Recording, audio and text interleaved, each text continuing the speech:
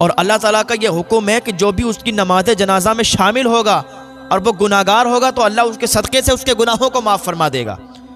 تو لوگوں نے جب یہ سنا کہ وہ ایسا بندہ ہے کہ گناہگار بندہ اس کی نماز جنازہ میں شامل ہوگا تو اللہ اس کے بھی گناہ معاف فرما دے گا، تو سارے لوگ محلے کے، بستی کے سارے لوگ دوڑ دوڑ کے آنے لگے اس کی نماز جنازہ پڑھنے کے لیے۔ لیکن جب اس کو دیکھا تو سارے لوگ حیرت زدہ ہو گئے کہ اے موسیٰ، یہ تو وہ شخص ہے کہ ہم لوگوں نے بستی سے اسے نکال دیا تھا،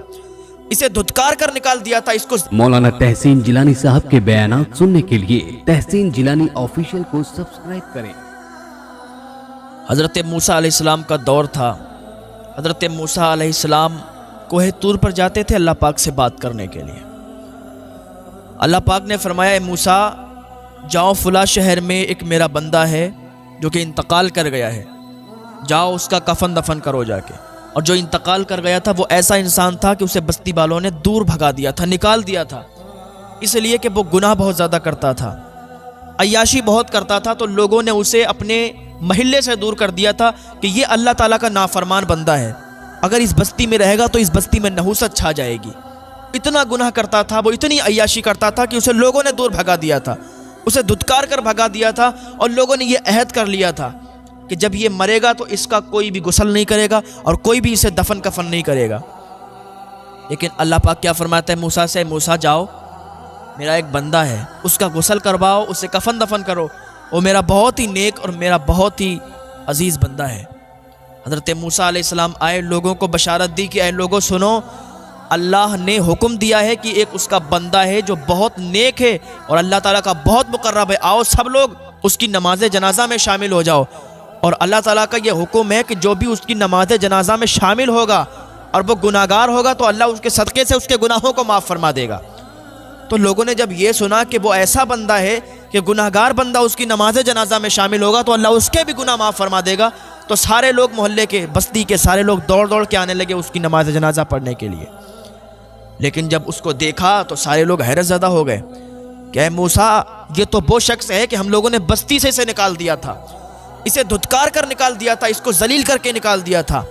یہ اللہ کا سب سے بڑا نافرمان بندہ ہے، اس نے بہت عیاشیاں کی ہیں، یہ بہت گناہگار بندہ ہے، ہم لوگوں کے سامنے گناہ کیا کرتا تھا، اس کو ہم لوگوں نے دور بھگا دیا تھا۔ تو حضرت موسیٰ علیہ السلام نے اس کی نماز جنازہ پڑھائی، اس کو غسل دیا، نماز جنازہ پڑھائی، کفن دفن کیا، اور پھر کوہ طور پر چلے گئے، اللہ کی بارگاہ میں حاضری دی، اللہ سے عرض کرنے لگے یا اللہ، تو نے کہا کہ وہ تیرا سب سے زیادہ عزیز بندہ ہے، تو نے کہا وہ سب سے زیادہ تیرا قریبی بندہ ہے، جو اس کی نماز جنازہ پڑھ لے گا اگر گناہگار ہوگا تو گناہ اس کے بخش دیے جائیں گے اس کے صدقے میں۔ پر میرے مولا، میں جب گیا تھا تو بستی والوں نے دیکھا تو کہنے لگے یہ تو وہی بندہ ہے کہ ہم نے اس کو دھتکار کے نکالا تھا، یہ تو وہی بندہ ہے کہ ہم نے اس کو ذلیل کر کے نکالا تھا، یا اللہ یہ واقعہ کیا، یہ منظر کیا ہے؟ اللہ فرماتا ہے واقعی وہ بندہ بہت گناہگار تھا، واقعی اس نے بہت زیادہ گناہ کیے تھے، عیاشیاں کی تھی، لیکن ایک دن وہ آیا تھا میری بارگاہ میں، آ کے گڑ گڑانے لگا تھا کہ اے اللہ، میرا کوئی نہیں ہے، میرے آگے پیچھے کوئی نہیں ہے جو مجھے کچھ سمجھائے، کچھ بتائے، یا اللہ میری مدد کرنے والا بھی کوئی نہیں ہے، اے پاک پروردگار، تو رحیم ہے، تو غفور ہے، تو بخشنے والا ہے، تو رحم فرمانے والا ہے، میرے حال پر رحم فرما دے، میرے آگے پیچھے کوئی نہیں ہے، جو کچھ ہے بس تو ہی تو ہے، میں اپنے سارے گناہوں سے توبہ کرتا ہوں، میں اپنے سارے گناہوں سے معافی تیری بارگاہ میں مانگتا ہوں، یا اللہ تو مجھے معاف فرما دے، تیرا تو فرمان ہے، تیرا جو بھی گناہگار بندہ تیری بارگاہ میں آتا ہے تو اسے ایسے ہی معاف فرما دیتا ہے جیسے اس نے کوئی گناہ ہی نہیں کیے ہیں۔ مولا آج یہ تیرا گناہگار بندہ تیری بارگاہ میں آیا ہے، آج اسے معافی دے دے، آج اسے معاف کر دے۔ محلے والے، یہ بستی والے اس سے بہت نفرت کرتے ہیں، ان کو لگتا ہے کہ یہ عیاشی کرتا ہے، ان کو لگتا ہے یہ گناہ گار ہے، گناہ کرتا ہے کہ انہوں نے مجھے دھتکار کر نکال دیا ہے، پر مولا آج تیری بارگاہ میں آئے، سچی توبہ کرتے ہیں، مولا تو ہمیں معاف فرما دے۔ اللہ فرماتا ہے حضرت موسیٰ سے کہ موسیٰ، اس بندے نے گڑ گڑا کر دعا مانگی تھی، اور جب اس نے مجھ سے دعا مانگی تو میں تو غفور الرحیم ہوں، میں تو بخشنے والا ہوں، رحم فرمانے والا ہوں، جب اس نے مجھ سے دعا کی اور اس نے توبہ کی تو میں نے اس کو ایسے ہی معاف فرما دیا جیسے اس کے کوئی گناہ ہی نہیں ہے،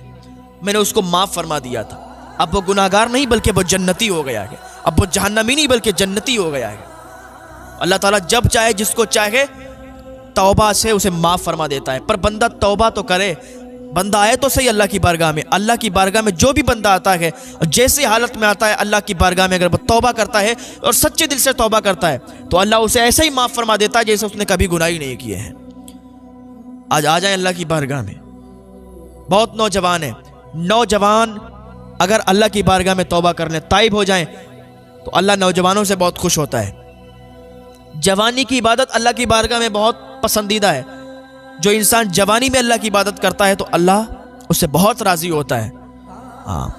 آ جائیں اللہ کی بارگاہ میں، اللہ تمہیں ایک توبہ سے معاف فرما دے گا۔